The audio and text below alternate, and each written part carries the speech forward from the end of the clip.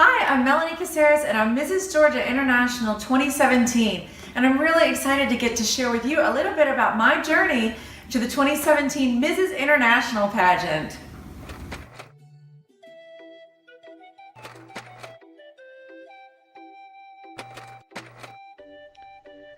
The thing most people know about me is that I love running.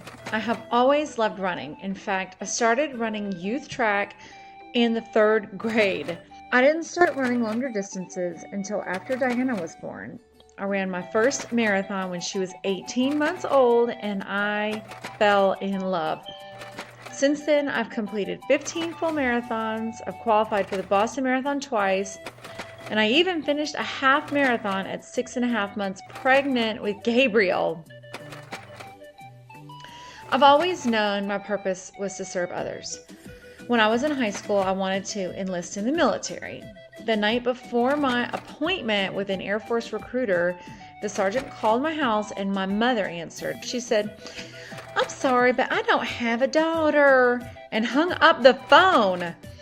I ended up at the University of Georgia, to her credit, but after 9/11, I just could not shake the feeling that I was called to serve still. So one morning, I went to the Air Force recruiter's office. I sat on the steps of the building for almost 2 hours until they arrived, and I enlisted that day. And then I called my mother. I was given an opportunity to commission as an officer through ROTC, and 2 years later, I turned in my stripes for my butter bars. Working to help the homeless, especially veterans, has always been really important to me. I can remember the first homeless stand down I volunteered with the VA hospital in Atlanta. I was so upset that these people who had once had the discipline and drive to complete basic training and wear the uniform were in such a just terrible situation.